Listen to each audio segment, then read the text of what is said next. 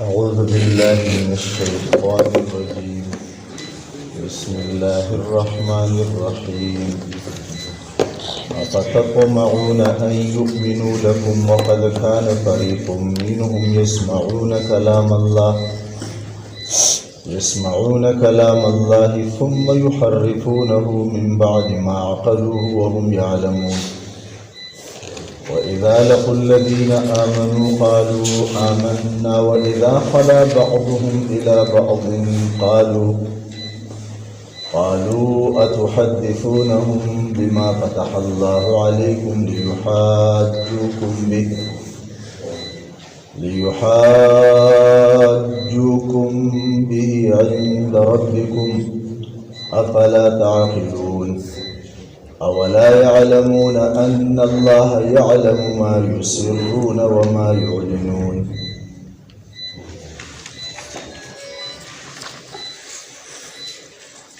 ننني دي آیات کریموں کے اللہ پاک ایمان والوں ته خطاب کوي او داغه سره سره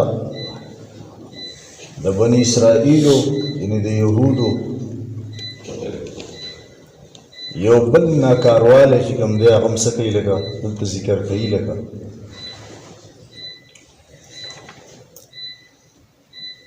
او هغه دا چې دیو یو ضدي قوم دی څه دی لکه ضدي قوم دی په دیو کې ضد دی لکه یو انسان دسی کنه چې لکه هغه نه پوهېږي نو ته به هغه پوهه کې لکه نو هغه پوه شي څه کېږي لکه هغه پوه شي او یو داسې انسان چې هغه پوهېږي خو مني نه ضدي وي لکه نو هغه نشي پوهېدلی هغه څه کې نشي پوهېدلی نو په دې بني اسرائیلو کې څنګه چې د دوی مخکې نور خویونه چې کوم دی ستاسو مخې ته راغله دغه شانتې د دې یو خوی ننني آیتونو کې دا هم ذکر کېږي چې دا داسې نه دي چې ګینې دوی ته دا پته نشته دی چې دا محمد صلی الله علیه وسلم د الله پاک پیغمبر نه دی ټول ورته پته ده او داسې نه ده چې دوی ته د دې خبرې پته نشته دی چې دا قرآن د الله پاک کتاب نه دی لکه د دې ورته هم ښه پته هغې وجه دا ده چې د دوی په کتاب کې الله پاک چې کوم دی د دې قرآن تذکره هم کړې ده او دوی دغه کتاب لولي که نه په هغې باندې پوهېږي که نه لکه دا دوی په ژبه کې دی څه دی دوی په ژبه کې دی او د رسول الله صلی الله علیه وسلم علامات نشانات د هغه د وجود دی به څنګه وي د ده رنګ به څنګه وي د ده قد به څنګه وي د ده ویښته به څنګه وي د یو په کم صفاتو باندې متصف دي دا ټول د دوی په کتاب کې چې کوم دی څه دي لکه دا موجود لکه نو زمونږ قرآن دی موږ دا لولو نو موږ ته په دې کې پته لګي نه لکه دې کې څه دي لکه دې کې د چا تذکره ده او د چا څه صفات بیانوي د چا څه خوبه الله موږ ته بیانوي د چا څه خامۍ الله پاک موږ ته بیانوي لکه دغه شان د رسول الله صلی الله علیه وسلم یعنی صفات او د هغه عادتونه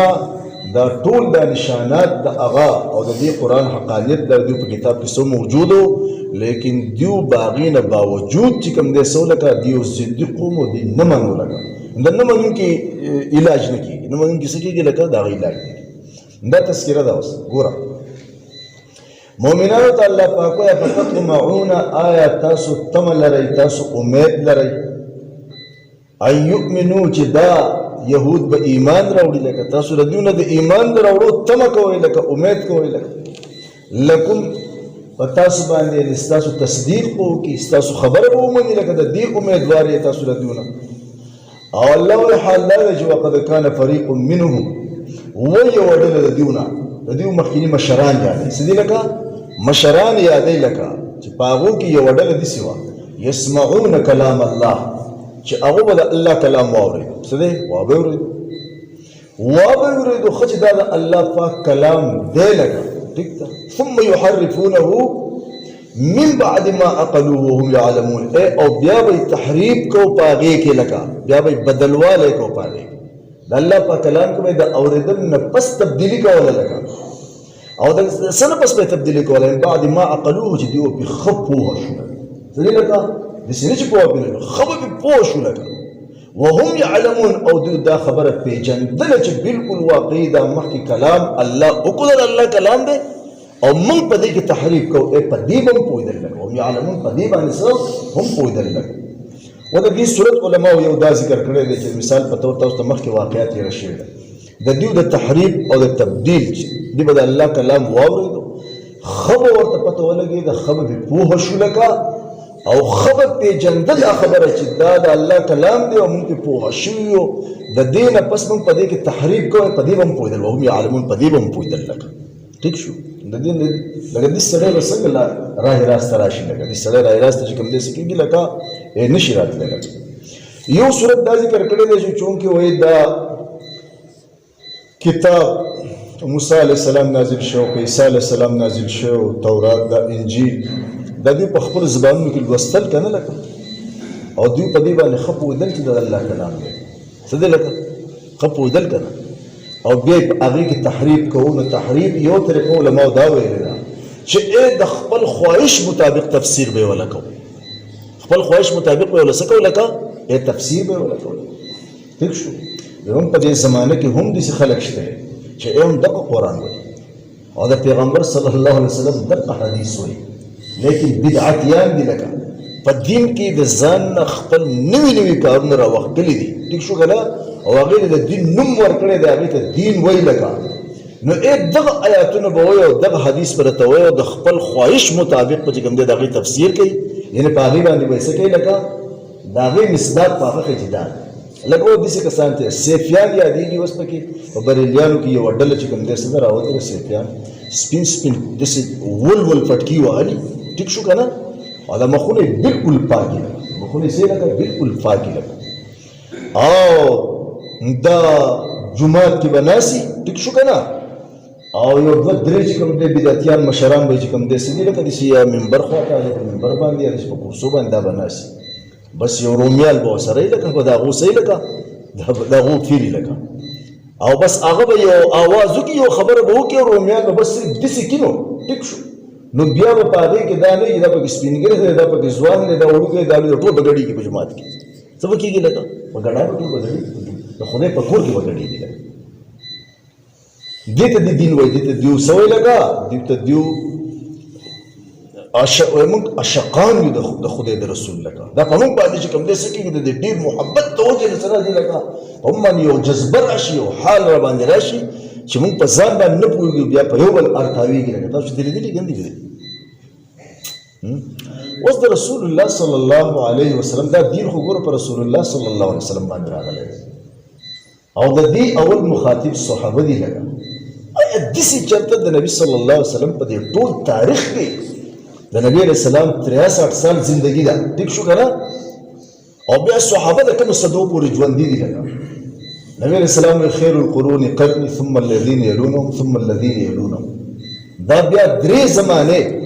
چې د صحابو زمانه ده، بیا د هغې نه وروسته او بیا د تابعینو زمانه ده او بیا د تبع تابعینو زمانه ده. ټیک شو که نه؟ په دې خیر القرون کې چې الله هغې ته بهترینه زمانه ویلې ده او د هغه زمانې خلکو ته بهترین خلک ویلي دي، دا نمونه به هغې بیا نمونې ده. دا څه دي لکه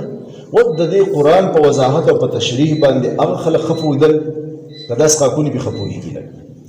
او د خدای پاک سره او د خدای د رسول سره د هغه خیر القرون د زمانې د خلکو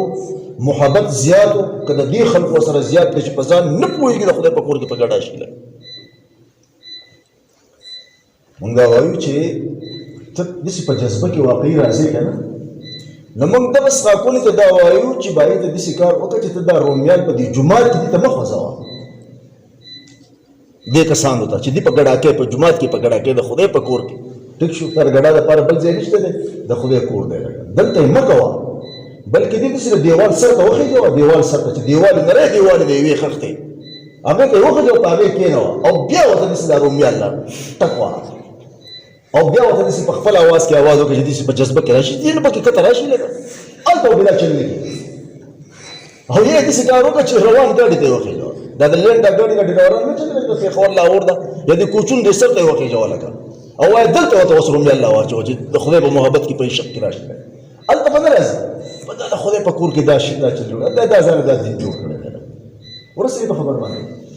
تحریف نو دیو دې ته عشق وایي د خدای د پیغمبر سره لګ دې سره لګا د پیغمبر سره عشق خو به تر صحابه ولې ځکه چې هغه حقیقي د خدای د پیغمبر عشقان واقعي که هغه دې حرکت کړی د اعظم لپاره دین دی هغه خو دې حرکت نه ثابت دا هغه د شاګردان نه ثابت دا هغه د شاګردان نه ثابت نو په بهترین زمانه کې چې کوم دی باندې پته ولګی دا چې د خدای د پیغمبر عشقان نو دا وس پیدا شول دا ته نو یو د یهودو نسوارو تحریف په دې طریقو چې دې په جبه کې دغه کتابونه ولګا نو دا به خل وستل خو به فویدل خبره ورسېده بیا په دې خپل تحریف هم فویدل چې موږ دا تحریف کولکا او الته خواهشات وکړو د دې خو ساغراز دي کنه څه دنیاوي څه خواهشات دي کنه خبر باندې ورسېده دې په هغې پسې روان دي خپل نفسونه د خپل خواهشاتو تابع کړي دي په دې کې ډېر دي ځان چې کوم دی خپل د زړه خوشحالي او دنیا په کې چې کوم دی څه کوي لکه حاصلې لکه نو یو د تحریف طریقه چې کوم دی د یهودو نسوارو دا وه چې دوی به د دغه کتابونو تشریح او تفسیر د خپل خواهشاتو مطابق کوله دویمه طریقه علماو دا لیکلې ده چې هغه دا وه تاسو اوس لږ مخکې لاړ شئ چې څنګه دې قوم په میدان تیح کې د موسی علیه السلام نه عرض وکړو چې مونږ فرعون نه مونږ ته نجات میلاو شوی دی او دا زندگی خو بغیر د یو قانون نه تېرېږي مونږ یو قانون پکار دی چې مونږ د هغې د لاندې خپله زندگی تېرو نو موسی علیه السلام کوی توره تللی و که نه نو الله پاک ولې چې کوم دی کتاب ورکړو تورات څه دی لکه هلته ولوګو 40 شپې تېرې کړې هلته لکه چې کتاب یې راوړو قوم ته یې مونږ ته یې ولوله چې ولوستو دا خو ډېر مشکل احکام دي لکه په دې خو مونږ عمل نشو کولی دویمه دا خبره ده چې ته داسې کار وکړه چې په دې کې یا ترمیم وکړه یا دا بدل کړه او بله خبره ته دا کوو چې د دې څه موږ ته پته ده چې دا کتاب واقعي تا له خدای درکړی دی که تا له ځانه جوړ کړی راوړی دی ذهن کې راځي لکه موسی علیه السلام مجبوره شو یو اویا کسان یې د دوی نه واغستل چې د دوی به راسره لاړ شي کوی تور ته او په خپله به ورته خدای پاک اواز وکړي چې دا زما کتاب دی ما وله ورکړی دی چې بیا به یې تسلي وشي نور خو ما سره څه علاج نشته لږ اوس هغوی بوتل او الله پاک د موسی علیه السلام سره خبرې وکړې او دوی دا خبرې واورېدې چې دا زما کتاب دی او موسی علیه السلام الله ته عرض وکړي چې الله ته قادر یې لکه ته اسان احکامونه نازلولی شي ګران هم نازلولی شي لکه په دې کې ترمیم هم کولی شي دا ټول هم بدلولی شي لکه دې قوم زما دا مطالبه کړې ده لکه الله پاک په خپله ورته وفرمیل چې په دې کې مشکل څه نشته دی او تاسو داسې آزاد عادت شوي یې که نه لکه د دې د وجه تاسو ته ګران دی شروع وکړئ انشاءالله ګران پکې څه نشته دی به تقاضی بشریت کې ستاسو نه څه کمی راتو نو ابر ته زه معاف کوم لکه دوی چې واپس رالل څه وي دوی واپس رالل او الله پاک وایي دا زما کلام دی خو داسې کار دی که تاسو پرې عمل کوئ که پرې نه کوئ زه به یې معاف کوم دا تحریف دی یو تحریف مفسرینو د دا لیکلی هلته ورته الله څه ووایي دې کې مشکل څه نشته دی په دې عمل کوئ لکه به تقاضی بشریت کې ستاسو نه چې څه کمی راتو ابر ته زه معاف کوم دوی چې راږدې څه ووایي الله ووایي که بس وایي دا زما کتاب دی که پرې عمل کوئ که پرې عمل نه کوئ زه به یې معاف کوم دا تحریف دی نو دی مؤمنانو ته الله وجه دا داسې قسمه خلک دی چې تاسو د دیو نه دا توقع ساتئ چې دیو به ستاسو تصدیق وکړي لکه او حال دا دی چې په دیو کې داسې یوه ډله وه چې د الله کلام به یې واورېدو بیا به یې په هغې کې تغییر کوو پس د هغې نه چې دیو به ښه په هغې باندې پوه شو د الله کلام دی وهم یعلمون او په دې هم پوهېدل دا پکې هم تحریف کوله په دې طریقو سره څه لکه دا تعریف به پکې کوله دا داسې قول نو د هغو دا ناکارواله چې کوم دی بل څه دی لکه دا بیان شو او یو بل د دیو کې بعضې کسان چې کوم دی داسې دي چې هغو منافقت کوي لکه د هغو تذکیره هم کوي لکه هلته خپلو مشرانو خواته چې لاړ شي نو هغو ته یو خبره کوي او دلته د ایمان والو سره وضع کېږي بله خبره کوي نو د دیو بعضې ډلو دا د تابع ډله ده لکه د تابع ډله قباحت هم الله پاک بیانوي چې دا تابع چې کومه ډله ده په دیو کې دا مرض دی لکه او کوم چې هغه مشران دي نو د هغو هغه خبر هم الله پاک بیانوي لکه چې هغه دوی ته وایي تاسو ولې دوی ته داسې هغه خبرې کوئ چې بیا به د قیامت په ورځ باندې الله په مخ کې ستاسو خلاف چې کوم دی په دلیل کې دغه خبرې پیش کوي چې ګوره دې مونږ ته ویلي وو لکه چې دا کتاب ستاسو دا کتاب حق دی او دا پیغمبر حق دی مونږ په دې باندې ایمان راوړی دی ځکه دا ټولې خبرې زموږ په کتابونو کې څه دي موجود دي مشرانو به ورته وایي تاسو ولې دې داسې وایئ دا تاسو دې داسې ووایئ چې وایي د دې قرآن ذکر زموږ په کتاب کې موجود دی، ټیک دی، دا د الله کتاب دی او د دې پیغمبر ذکر زموږ په کتاب کې موجود دی، او بیا ورته دا هم ووایه چې موږ ایمان راوړی دی، سبا د قیامت په ورځ به د الله پاک په مخ کې دا په حجت او په دلیل کې پیش کوي که به نه پیش کوي، که تاسو یې پړ کوئ. ټیک شو. نو د دوی دا منافقت ذکر کوي د دې تابعینو او کوم چې هغه مشران دي د هغو هغه چې کوم په کومه طریقې سره د دوی رهنمایي کوي د هغو غلطه رهنمایي چې کوم دی په دې آیت کې څه کوي ذکر کوي.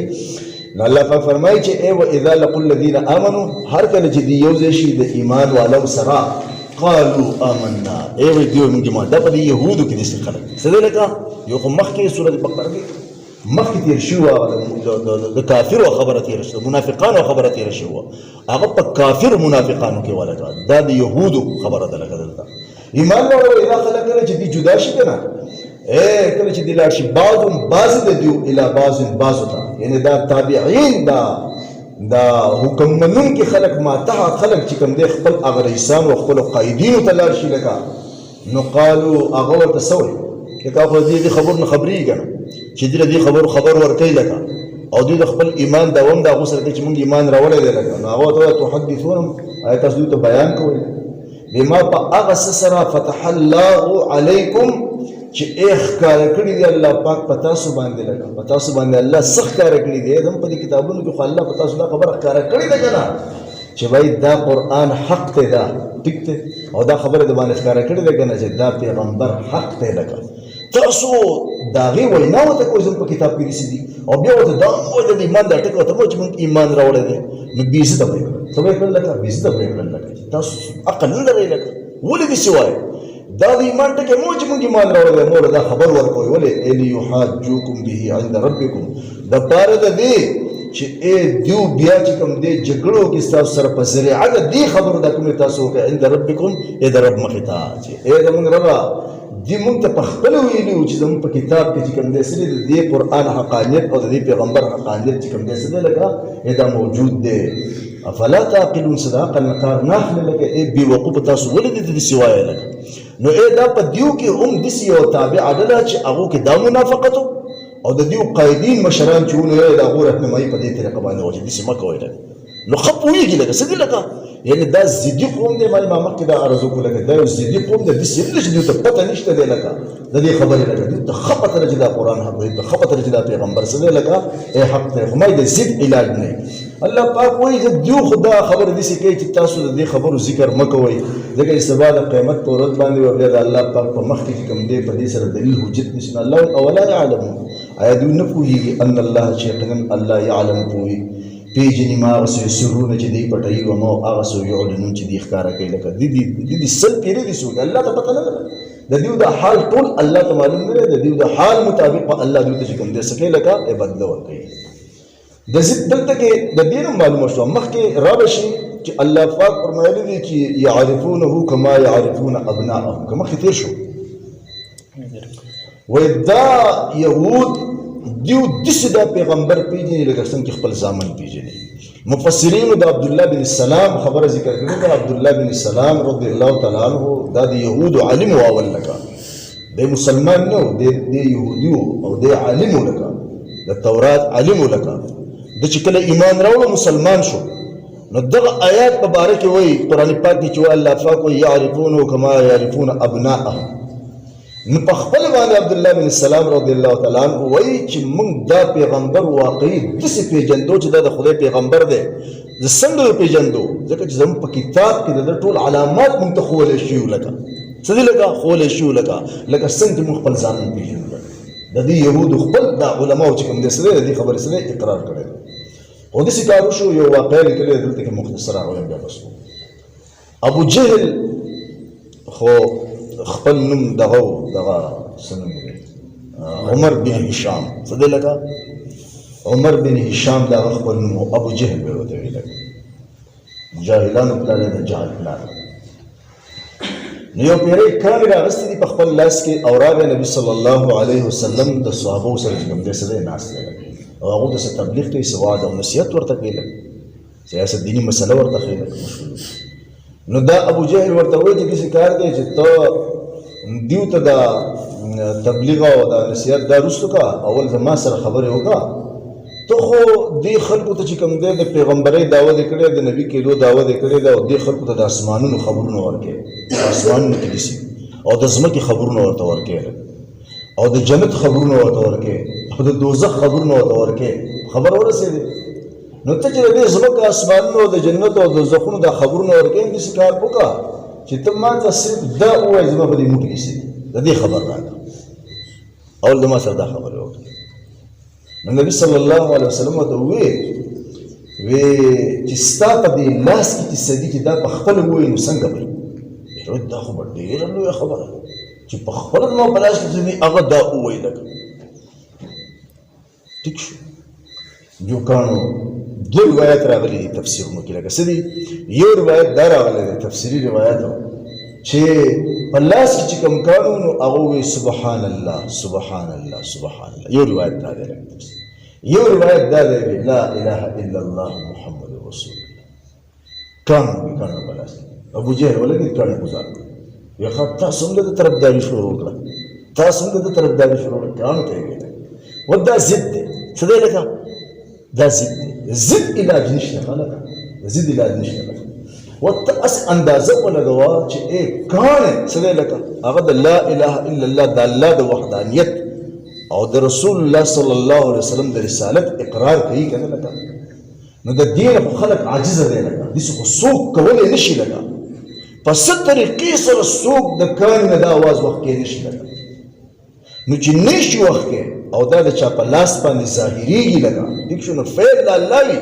او د چا په لاس چې ظاهري نو دا د پیغمبري ثبوت وي لکه دا پیغمبر دی لکه دا معجزه شي لکه ځکه د دنیا خلک دا غي سکیږي لکه هغه عاجز شي لکه دا معجزه وي لکه لیکن نه کاني وګورئ کافر دنیا نه لاله نماوي ابو جهل او دا يهود دا یو شان دي په ضد دي سینه د چې کنه هغه او د خبره ده چې هغه نه پیژني د خدای رسول الله خو پیغمبر څه دی لکه هغه ته خپته لګیدل او د سیو ته پته لګیدل خو ما د ضد علاج نه خدای د ضد نه مونږ پامان کیدل کله انسان ضدي شي کنه لکه دا ضدي انسان دا مسلې چې د سینه د چې د حق معلوم نه چې دا حق نه دی خود دې ضد کوي د حق مخالفت کوي يهودم دقه کار کوو ابو جهل هم څه دی لکه دقه کار کوي کوم څه دی چې ضدي نه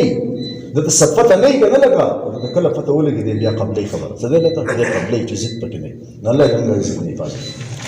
دا په دې اړه کې داونه کارواله بیان شو بل لاله موږ دا وې چې د دې خلکو نه برتم او امید نه ساتي ته امید و تر سره ساتي چې هغه خبر نه دی خبر دی هغه نه پوهیږي ته پوه یو سره پوه دی نه مني نو دا هغه نه به تمنه ساتي هغه نه بسګي تمنه ساتي